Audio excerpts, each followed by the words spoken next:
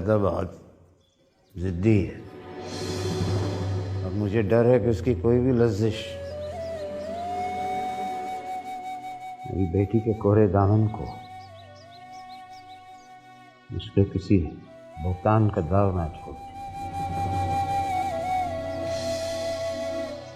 इसलिए बहुत सोच विचार के बाद मैंने ये फैसला किया है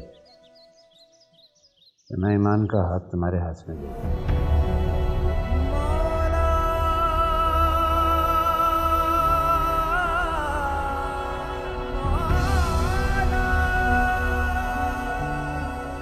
ये ना सोचना कि ये इस लड़के के डर से मैं जल्दबाजी में फैसला कर रहा हूँ।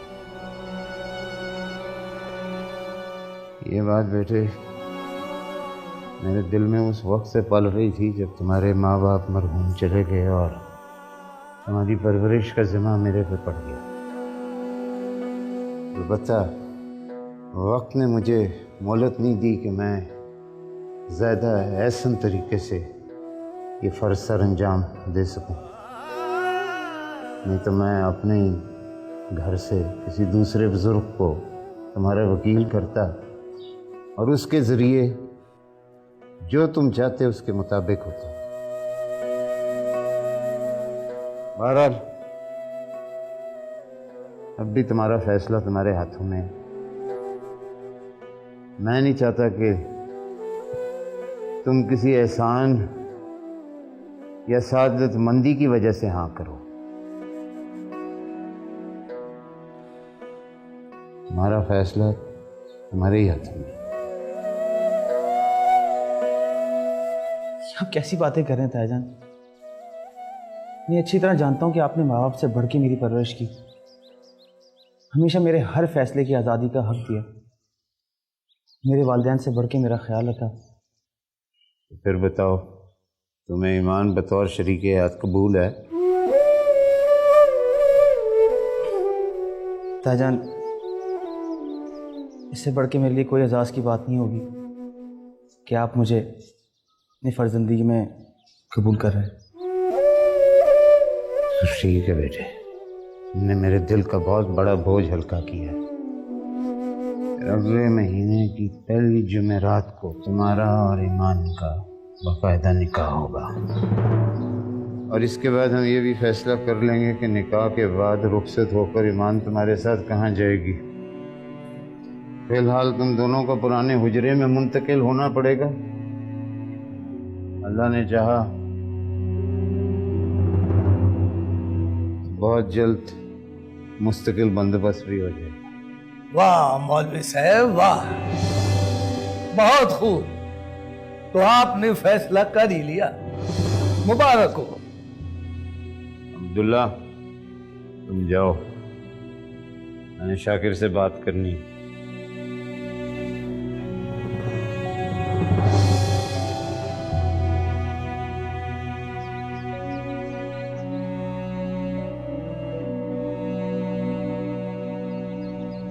ये आप ठीक नहीं कर रहे हैं मौलवी साहब। तुम क्या चाहते हो शाकिर कि मैं हाथ पे हाथ धरे अपनी बेटी की जिंदगी बर्बाद होते देखूं? तुम खुद एक बेटी के बाप हो और तुम्हें पता है कि बेटियों का दामन कितना कोरा है। और फिर इस माशरे के अंदर एक मौलवी की बेटी, उसके दामन को तो एक गर्द आलूद हवा भी आलूदा कर सकती है। तुम चाहते हो कि ईमान सारी जिंदगी ऐसा ही निशान अपने माथे पे सजाए, पल पल मरती रहे? मौलवी साहब नहीं, आप ठीक कह रहे हैं, आप ठीक कह रहे हैं मौलवी साहब। मैं भी एक बेटी का बाप हूं और इसी नाते आपसे सिर्फ एक बात कहना चाहता हूं कि अगर आप एक बार हमाद बाबा की तरबियत और खानदान को हमाद बाबा की जात से अलग करके देखते तो आज आपका फैसला वो ना होता जो आपने किया है। फैसला हो चुका है शाकिर, और मुझे उम्मीद है कि तुम इसकी राह में दीवार नहीं बल्कि रास्ता देने वाला दरवाजा बनाओगे।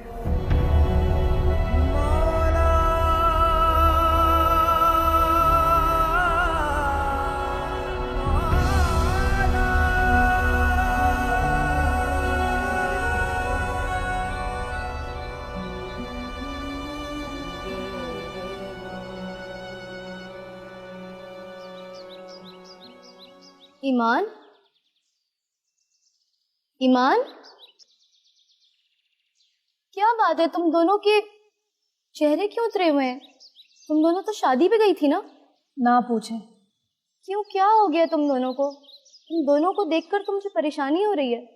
खबर ये है कि आपके हम्माद भाई ने अब्बा जान की मस्जिद में बाजमात नमाज शुरू कर दी है। क्या? हम्माद भाई और नमाज? ईमान के लिए? क्या पता ईमान के लिए, अल्लाह के लिए, या फिर क्या? अब्बा जी के लिए। इतनी तब्दीली हम्माद भाई में, बाहर इश्क। लेकिन वो होते कहाँ हैं? कहाँ से आते हैं, कहाँ चले जाते हैं? इस बात का भी पता चल गया है, और सच तो ये है कि उसी दिन उनके जज्बे की शिद्दत का एहसास हुआ। सिर्फ मुझे ही नहीं, ईमान आपी को भी और अब्दुल्ला भाई को भी। लेकिन कहाँ है वो? बताते क्यों नहीं हो तुम दोनों? ईमान कहाँ है वो?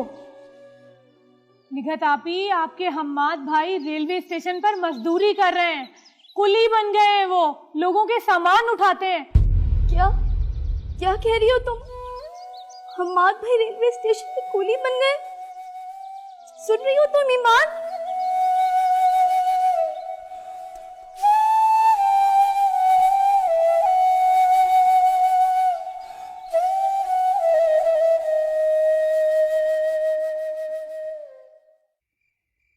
हमार, ये तुम्हारे लिए।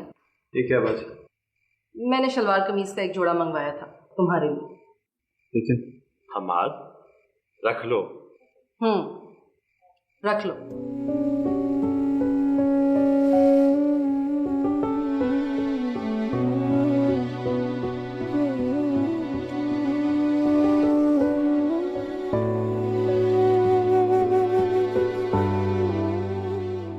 हमार, क्या हुआ? इधर देखो। कुछ नहीं सर। क्या हुआ हमार? मेरी कोई बात बुरी लग गई? नहीं, ऐसी कोई बात नहीं। तो फिर क्या बात है? मैं आप लोगों का कुछ भी नहीं लगता, कुछ भी नहीं। फिर भी आप लोग मेरा इतना ख्याल करते हैं, ये जाने बगैर कि मैं कौन हूं, कहां से आया हूं। मुझे इतना प्यार ना दें, इतना प्यार ना दें कि मैं उसे सहार ही ना सकूं। प्लीज।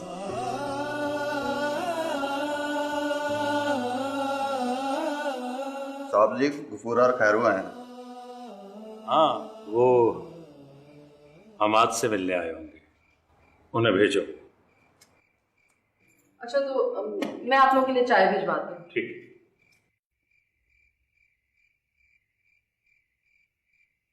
सलाम साहब जी। सलाम वालेकुम जी। वालेकुम अस्सलाम।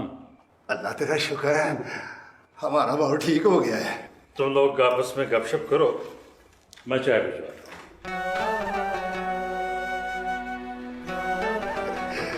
सुनिया, तू तो मेरा तराई कट छड़िया सी यार। ओए बहुत 212, तू तो बिल्कुल ही ठीक ठाक है। मैं तुम्हारी मजबूरी समझता हूँ डियर, लेकिन बोर्ड ऑफ डायरेक्टर्स के मेंबरान अपनी जगह पर ठीक है। भाई, हमाद के नाम पे जितना भी बिजनेस एस्टेब्लिश है, चाहे आर्जी तौर पर सही, लेकिन किसी ना किसी को इसका सिग्नेटरी तो बनाना ही होगा। लेकिन अगर हम उनके कहने पर हम्माद की पोस्ट खाली जाहिर कर देंगे तो क्या इस तरह हम अपनी मेजॉरिटी नहीं खो देंगे? Why don't you understand? जानता हूं, लेकिन हम उनके इस मुतालबे को ज्यादा देर तक टाल नहीं सकेंगे। आज तो कोरम पूरा ना होने की वजह से बहस नहीं हो सकी, लेकिन अगली मीटिंग में वो लोग इस इशू को जरूर उठाएंगे। फिर इसका हल क्या है? हल हमाद को कहीं ना कहीं से ढूंढ कर लाना होगा, क्योंकि हमाद ही है जो अपने रिप्लेसमेंट में हमारा कोई आदमी डायरेक्टर के तौर पर अपॉइंट कर सकता है।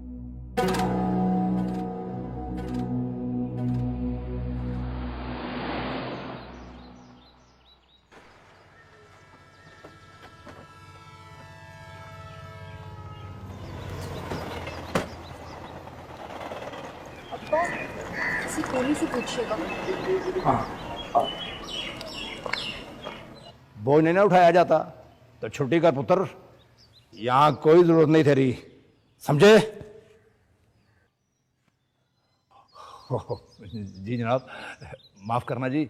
जनाब अली, असल में ना गाड़ियाँ सब लेट हैं, आप 5-6 घंटे पहले आ गए। हम गाड़ी का पता करने नहीं आए। मेरा नाम शाकिर है, शाकिर हुसैन। मैं कमिश्नर साहब का ड्राइवर हूँ। फरमाओ। मेरा नाम अब्दुल गफूर है, मैं हेड हूँ कुलियों का। वो असल में हम हमाद बाबा का पता करने आए थे। बाबा माद? 1 मिनट जी, 1 मिनट। चलो भी चलो, आप मिनटों पर पहुंचो, चलो।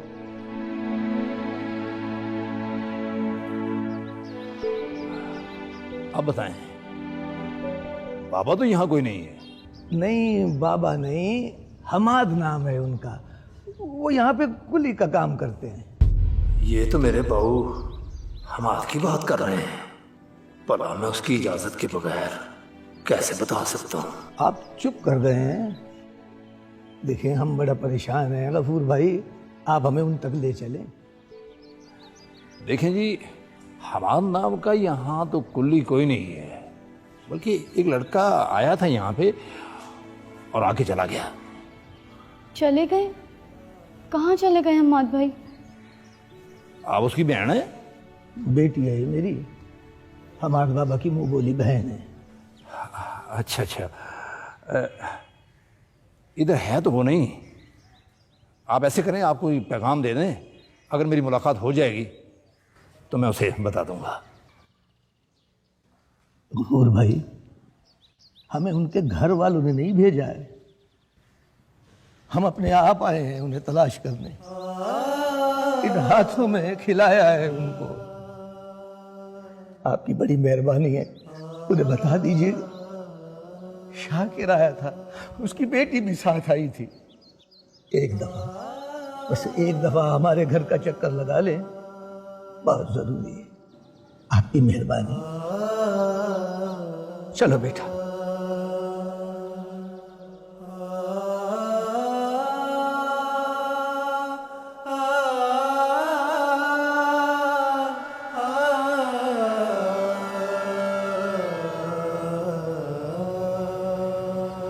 चंगा प्यार है, 3 महीने के बाद याद आया है। ऑप्शंस तो आपने मुझे बहुत सारी दे दी हैं। मैं सोच रहा था माँ तो है, इसलिए अगर आपको माँ कहा तो ऐसे ही रिश्ते में सच के साथ साथ झूठ की मिलावट हो जाएगी। भाभी भी मौजूद हैं और आंटियाँ तो वैसे ही बहुत सारी हैं, बस बहन नहीं थी मेरी। सोचा आपको बहन बना लो। देखा कितनी अच्छी बातें करते हो तुम। अब मुझे ये बताओ कि कोई अकल का अंधा भी तुम्हारे कुली होने पर ताजुब ना करे तो क्या करे? असलियत लाख छुपाओ, नहीं छुप सकती, समझे? तुम अपनी वल्दियत नहीं बदल सकते, कोई अपनी वल्दियत नहीं बदल सकता अगर तुम इस तरह। ये बताओ, मौलवी साहब का क्या किस्सा है? मैंने सुना है तुम तो बड़ी दूर नमाजें पढ़ने जाते थे, फिर अचानक जाना छोड़ दिया, क्यों? आपसे जितनी बातें मैं शेयर कर लेता हूँ ना, इतनी मैंने आज तक किसी से नहीं की। क्या मतलब? बहन को नहीं बताओगे तो किसे बताओगे? एक छोटी बहन को बताया था पहले, मुश्किल में डाल दिया उसको। वो आपको मुश्किल में डाल दूंगी। छोटी बेवकूफ थी, बड़ी बेवकूफ नहीं है।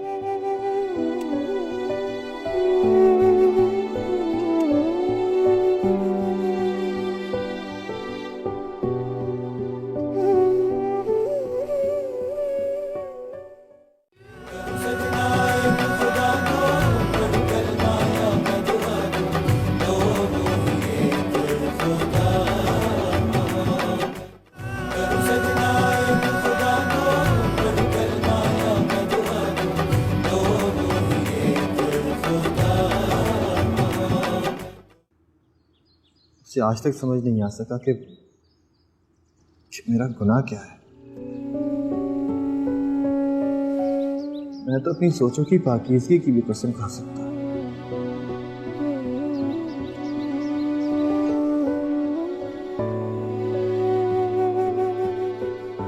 मुझे अगर एक लड़की अच्छी लगी, उससे मोहब्बत करने लगा, उससे शादी करना चाहता हूं, तो आखिर इस सब में बुरा क्या है? ये सब कुछ गलत कैसे हो सकता है? मेरे घर वालों ने मौलवी साहब की इंसल्ट की, बहुत बुरा किया, बिल्कुल ठीक नहीं किया। मैं उनसे लड़ा, मैंने वो घर हमेशा हमेशा के लिए छोड़ दिया, इसलिए कि वो लोग मादा परस्त दुनियादार लोग थे। पैसे, इख्तिदार, इख्तियार को तो खुदा समझते थे, सजदा करते थे, उसको चूमते, चाटते, अपनी ईगो के मीनार पे चढ़े रहते थे। कि मौलवी साहब तो दीन सिखाते हैं, कुरान पढ़ाते हैं, इसलिए अल्लाह को मानते हैं, असली वाले अल्लाह को, the real one, the real God, वो अल्लाह जो माफ कर देता है, वो अल्लाह जो रहीम और करीम है, जो आजिज़ी पसंद करता है। तो फिर जब मैं उनके सामने माफी मांगने गया, उनके आगे हाथ जोड़े, पाँव पड़ गया उनके, तो उन्होंने मुझे माफ क्यों नहीं किया? मैंने उनसे कहा कि माफ कर दे, जो भी किया मेरे घर वालों ने गलत किया, मैं माफी मांगता हूं, मुझे माफ कर दे। तो मुझे माफ क्यों नहीं किया?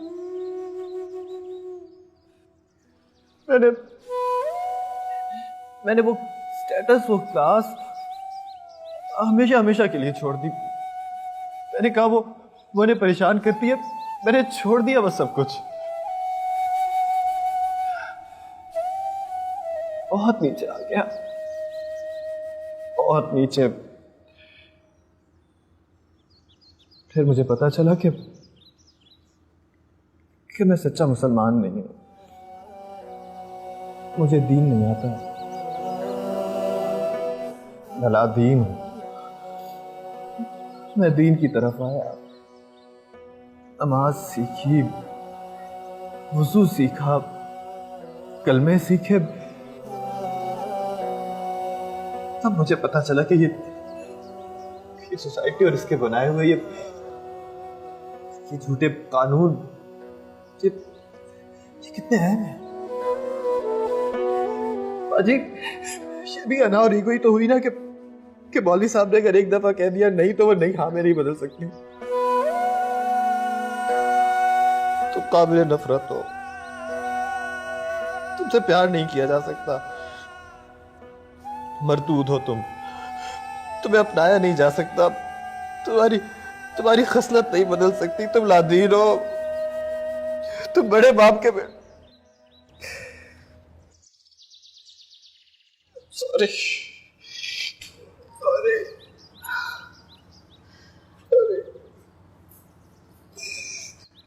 बस एक लड़की के लिए तुमने इतना सब कुछ किया? मुझसे बहुत प्यार करता, उसके साथ जिंदगी गुजारना चाहता। मैं उसके एहसार में,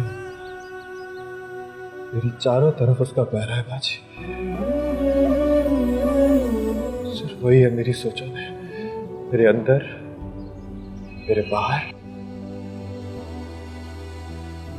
मेरी हर सांस में वही है। मेरी हर सांस में आती जाती है वो।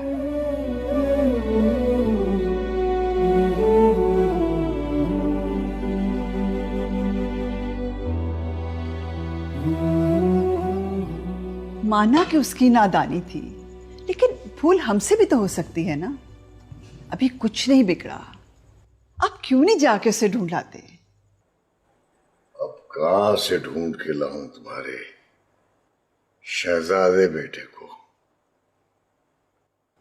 तुम खुद तो वहां वहां मुझे बिना बताए खोज लगा चुकी हो कई कई बार जहां उसके होने का इम्कान था। बाद भी हर दूसरे दिन फोन करता है कामरान को, उससे पूछता है उसका पता लगाने के लिए। और क्या करें, क्या करें? अखबार में इश्तहार दे दें कि रिटायर्ड कमिश्नर अमजद रजा का होनहार बेटा हम्माद घर से उठ के चला गया और एक मौलवी की बेटी के इश्क में दर बदर रुसवा हो रहा है। जिसको पता चले इतला देकर घर पहुंचा दे और मुंह मांगा इनाम ले जाए। What rubbish! Go, go, go. Leave me alone. Yeah.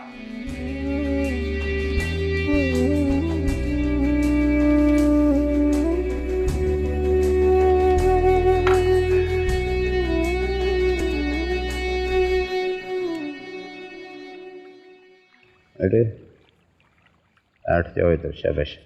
जी अब्बा जी।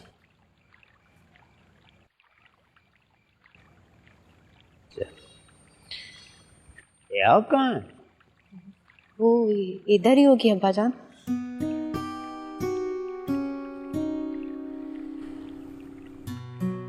बेटे मैंने तुझसे बात करनी है, जरूरी। जी बोले। तू चुप चुप सी रहती है, उदास, जब से तू शादी से लौटी है। खैरियत है? नहीं अब्बा जान, ऐसी कोई बात नहीं है। आज तेरी वालदा मरहुमा बहुत याद आ रही। वो होती तो इतनी मुश्किल ना पेश आती।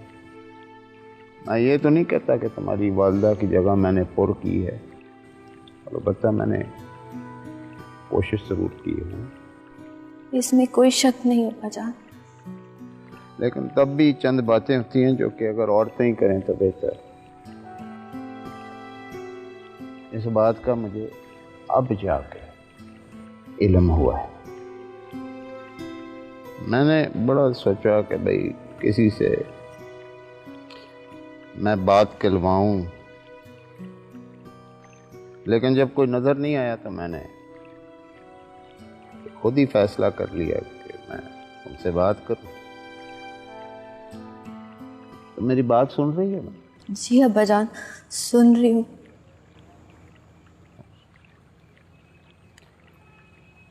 बेटे मैंने फैसला किया है कि तुम्हारी शादी अब्दुल्ला से की।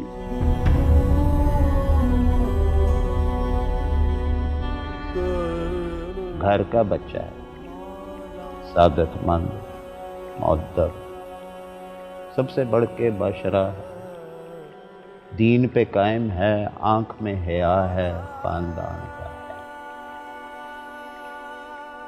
बेटी मुझे ये बता के तू मेरे फैसले से मुतमईन है?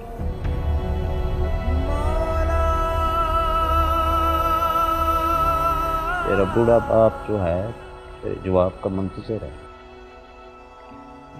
आपका हर फैसला मुझे दिलो जान से कबूल है। मैं आपके किसी फैसले से नाखुश हो ही नहीं सकती।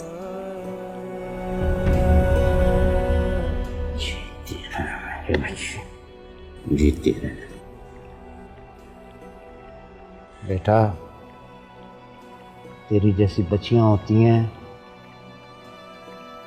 जो कि अपने माँ बाप के सर पर ताज होती है, उनके लिए बायस ग़रूर होती है।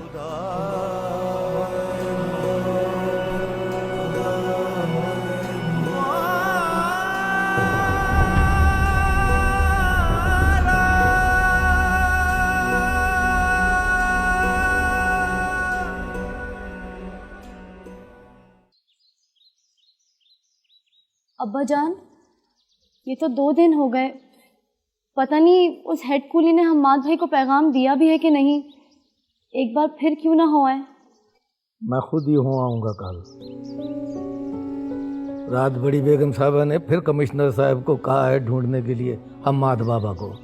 फिर आप बता देते ना कि वो स्टेशन पर है।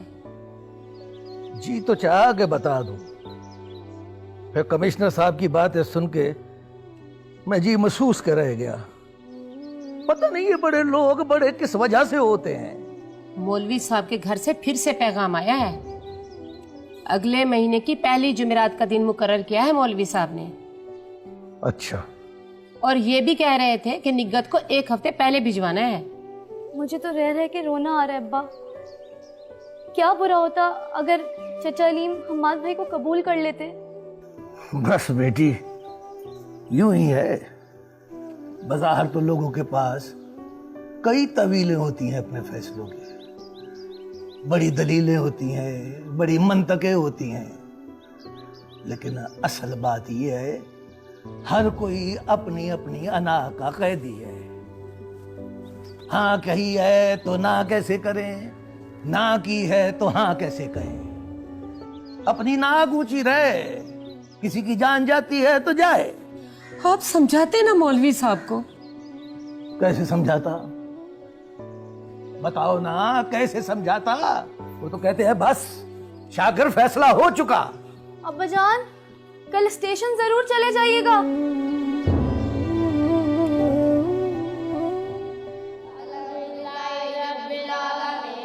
तुम्हें ईमान बतौर शरीक हयात कबूल है।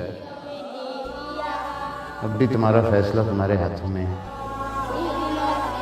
कि अगर आप एक बार हमाद बाबा की तरबियत और खानदान को हमाद बाबा की जात से अलग करके देखते तो आज आपका फैसला वो ना होता जो आपने किया है।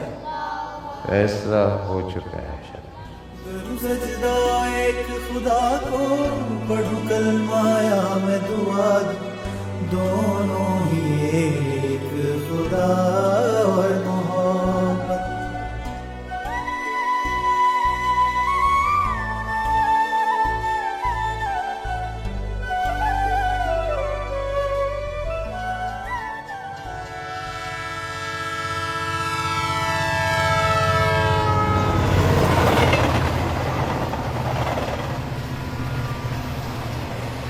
मैं तेरे ठीक होने का इंतजार कर रहा था। अब खैर से तो बिल्कुल ठीक हो गया है।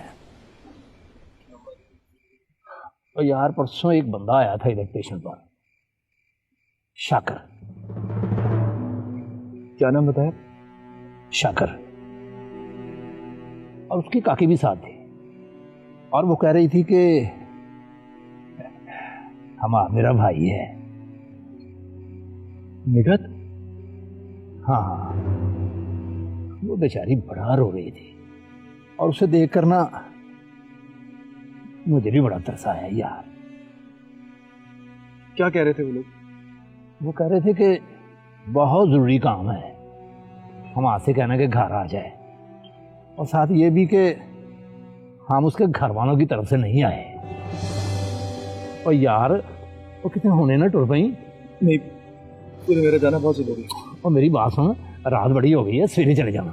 लेकिन चाय पी यार, सुकून कर।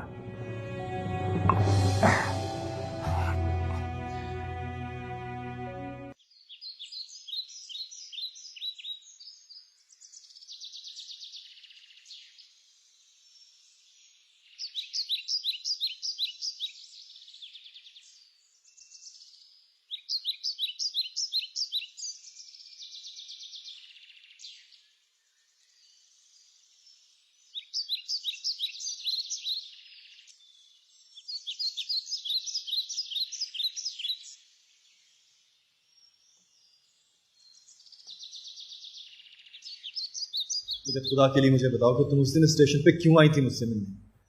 ऐसी क्या बात थी आखिर? प्लीज चुप नहीं रहो। मौलवी साहब के घर तो सब खैरियत है ना?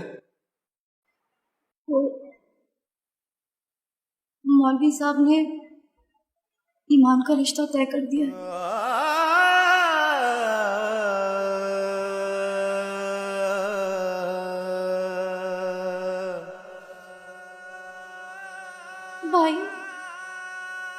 आप चुप क्यों हैं? कुछ बोलते क्यों नहीं? खुदा के लिए अपनी जबान खोलिए भाई। कौन है वो खुशनसीब जिससे ईमान की शादी हो रही है?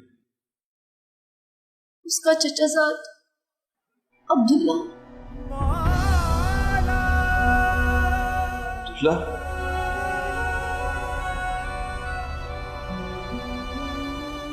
लेकिन अब्दुल्ला तो